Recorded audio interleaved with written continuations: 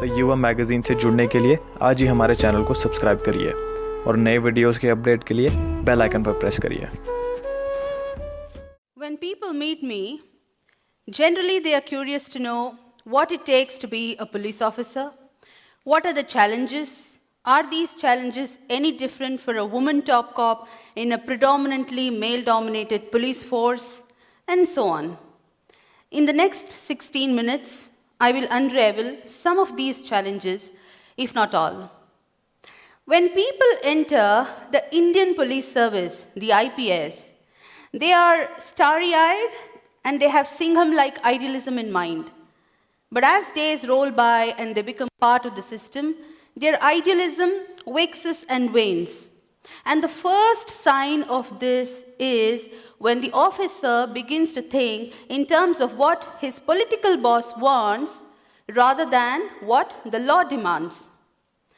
My first rendezvous with a politician was way back in August 2004.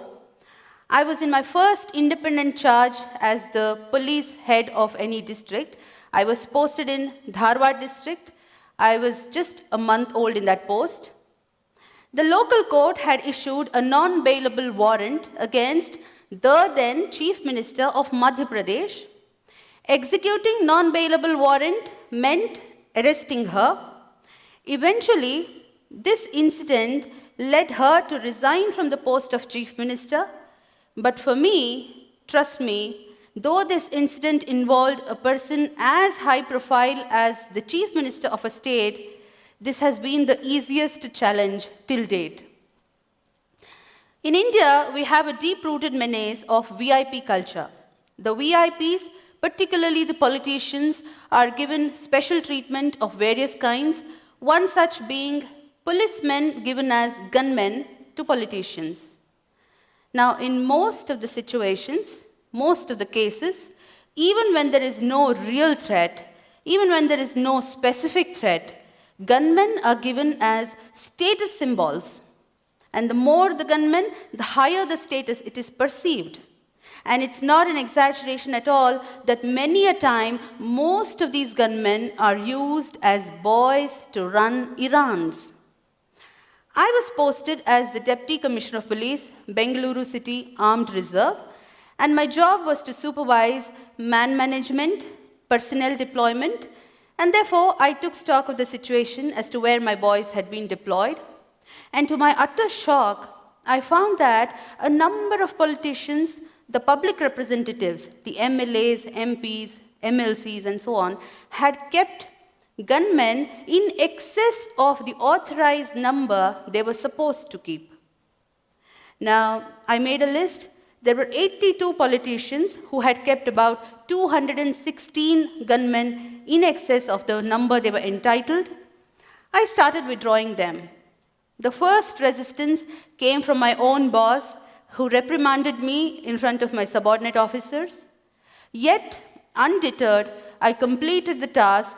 I withdrew till the last excess gunman came back to the unit. In the same stroke, I also withdrew 8 brand new SUVs kept by the then ex-Chief Minister of Karnataka. The man had stepped down from the post of Chief Minister, yet the vehicles had continued to be with him. I withdrew the vehicles, but I often wondered why my predecessors had not acted. What prevented them from setting things right? I later learned that these are called the dirty jobs.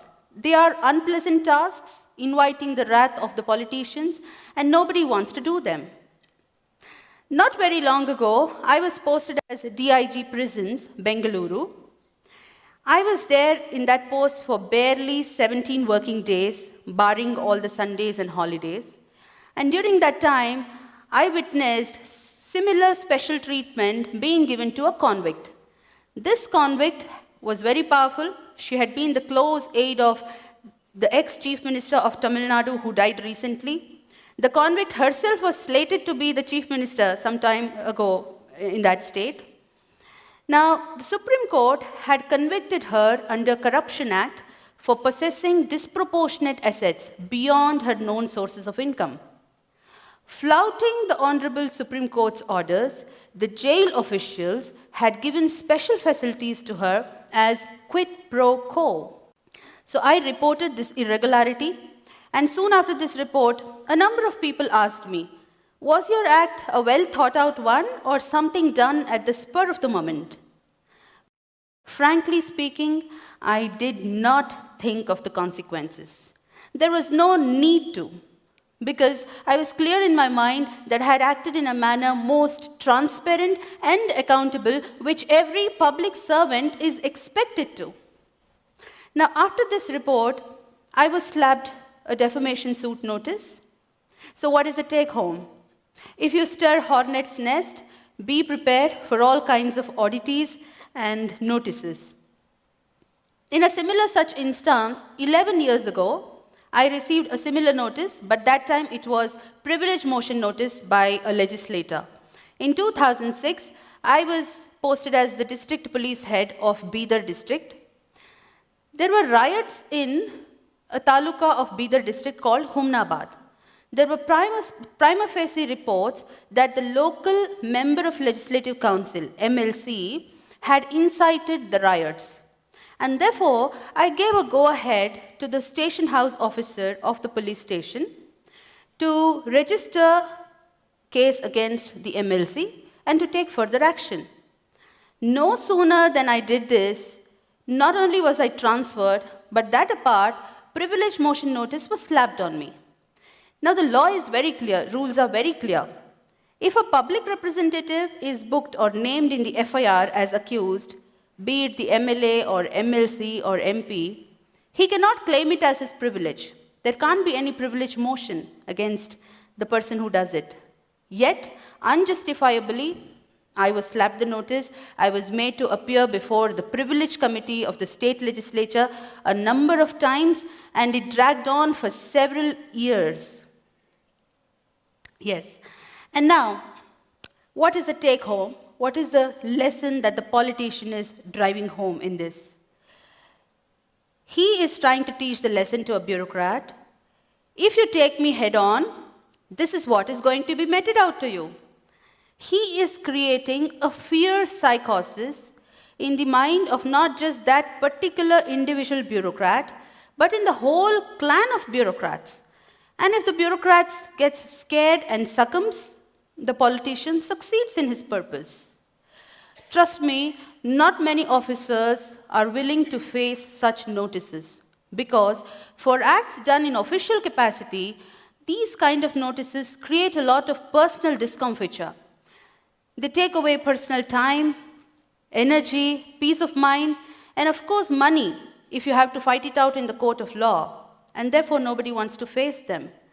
But in my personal opinion, just like every occupation has its own occupational hazards, these notices, be it the privilege notice or the contempt notice or any other kind of notice, defamation notice, whichever, they are the occupational hazards which have to be faced boldly by the bureaucrat.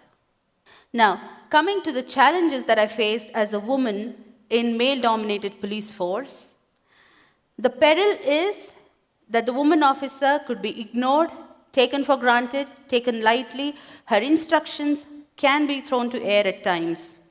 I had one such shocking experience in Gadag district. In 2008, I was heading Gadag district police force. In March 2008, in Nargund Taluka of Gadag district, there was a powerful politician who had been a minister earlier. He addressed a gathering of his followers and made an inciting speech that made his followers to set ablaze on fire 3 government buses soon after his speech. Now, government buses mean public property, bought out of taxpayers' money. I instructed my subordinate, the second in command of the rank of DYSP, to arrest the politician as he was prima facie guilty of abetment of the offense, and there was videographed evidence of his speech. Now, to my utter shock, not only my subordinate resisted, refused, but also kept on arguing relentlessly and kept lying to me that the politician had already left the town. I too did not budge. I had reached the police station in the morning, and I kept sitting throughout the day. So it became evening, it became night. The clock struck 9 at night, 9:15, 9:30, 10. And finally, when the police staff saw that I'm not budging out, they somehow managed to get the politician to the police station. And then I instructed the station house officer of the police station to carry on the arrest procedures legally and to hand him over to the judicial custody, which was carried out. Now, upon the subordinate who had been lying to me, I took upon an inquiry and found that he was in constant touch with that politician over phone, though he had been lying to me that he was nowhere to be found. To this effect, I sent a report against the subordinate, the DSP, to the government as well as the Election Commission of India, because by that time election machinery was in place, and the government suspended him, and he remained in suspension for more than a year. Now, the challenges could be of very different kinds. Yadgiri was created as the newest district of Karnataka, and I was the first police head of the district. There were teething problems, let alone there being no office building, let alone there being no official residential quarter. There was not even striking force. So if there is a law and order problem or peace disturbance, what does one do without striking force? Hence, I adopted a strategy. In the initial few days, even in the smallest of the smallest instances of peace disturbance, I took strictest action without any leniency against the lawbreakers, and that sent down a message that if you take law into your hands, you will not be spared. And this worked wonders. My next 3 years of Yadgiri tenure were quite peaceful. But Yadgiri posting posed different challenges even to my family members. As I said, there was no official residential quarter.